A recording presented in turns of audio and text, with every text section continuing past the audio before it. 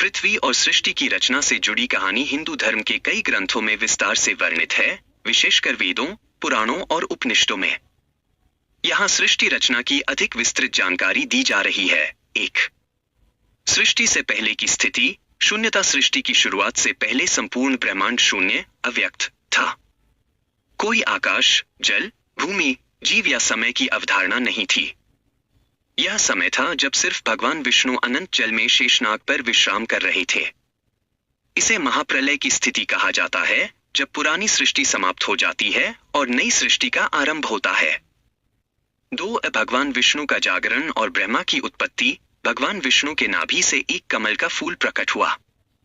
इस कमल के ऊपर ब्रह्मा जी प्रकट हुए। उन्हें सृष्टिकर्ता का दायित्व सौंपा गया। भगवान विष्णु ने ब्रह्मा जी को यह कार्य सौंपा कि वे सृष्टि की रचना करें और उसे व्यवस्थित करें। 3. ब्रह्मा जी का ध्यान और सृष्टि की योजना। जब ब्रह्मा जी कमल के फूल पर बैठे, उन्होंने चारों ओर अंधकार देखा। उन्हें समझ नहीं आ रहा था कि सृष्टि की रचना कैसे करें। तब उन्होंने ध्यान में लीन होकर भगवान विष्णु से मार्गदर्शन मांगा। भगवान विष्णु के निर्देश पर ब्रह्मा जी ने तपस्या की और तब उन्हें सृष्टि की रचना का ज्ञान प्राप्त हुआ। 4. पंचमहाभूतों की रचना। 5 तत्व। ब्रह्मा जी ने सबसे पहले पंचमहाभूतों की रचना की, जो सृष्टि के निर्माण के आधार माने जाते हैं। पृथ्वी, धरती ठोस वस्तुएं, भूमि, जल, पानी तरल पदार्थ, अग्नि, आग ऊष्मा और ऊर्जा, वायु, हवा गैसें, जीवनदायिनी, आकाश, अंतरिक्ष स्थान और चेतना। 5 जीवों की रचना। 5 तत्वों से उन्होंने जीव जंतुओं, वनस्पतियों और मनुष्यों की रचना की। ब्रह्मा जी ने पहले पेड़ पौधों की रचना की, जिससे पृथ्वी पर हरियाली और जीवन की शुरुआत हो।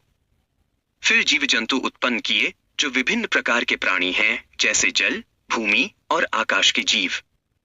अंत में मनुष्य की रचना की, जिन्हें बुद्धि, विवेक और आत्मज्ञान का वरदान दिया गया।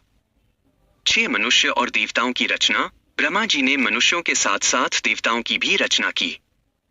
4 वेदों का ज्ञान प्रदान किया ताकि मानव जाति धर्म, सत्य, ज्ञान और कर्म का पालन कर सके। मनुष्य को पाप और पुण्य, कर्म और धर्म के सिद्धांतों का ज्ञान दिया गया ताकि वे अपने जीवन को सद्गुणों के साथ जी सके। 7 मनु और शत्रुपा। ब्रह्मा जी ने मनु और शत्रुपा को उत्पन्न किया, जो पहले पुरुष और स्त्री माने जाते हैं। इन दोनों से मानव जाति का आरंभ हुआ। मनु को मानव जाति के पहले राजा का दर्जा भी दिया गया और उन्हें धरती पर जीवन और संस्कृति का विकास करने का कार्य सौंपा गया। 8 राक्षसों और देवताओं का निर्माण। ब्रह्मा जी ने देवताओं के साथ साथ राक्षसों की भी रचना की। देवताओं का कार्य सृष्टि की रक्षा करना और धर्म का पालन करना था, जबकि राक्षस तमोगुणी थे और आसुरी शक्तियों का प्रतिनिधित्व करते थे। 9 सृष्टि चक्र। हिंदू मान्यताओं के अनुसार सृष्टि एक चक्र के रूप में चलती है, जिसे कल्प कहा जाता है। प्रत्येक कल्प में सृष्टि का निर्माण, पालन और प्रलय होता है। जब एक कल्प समाप्त होता है, तो महाप्रलय आती है और फिर से सृष्टि का निर्माण होता है। यह चक्र निरंतर चलता रहता है।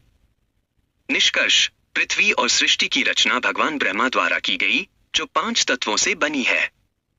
ब्रह्मा जी ने जीव जंतुओं, वनस्पतियों और मानव जाति की रचना की, जिन्हें विवेक और बुद्धि का वरदान मिला। हिंदू शास्त्रों में यह पूरी सृष्टि एक अद्वितीय योजना और संतुलन के साथ बनाई गई मानी जाती है, जिसमें हर तत्व का अपना महत्व और भूमिका है। Oh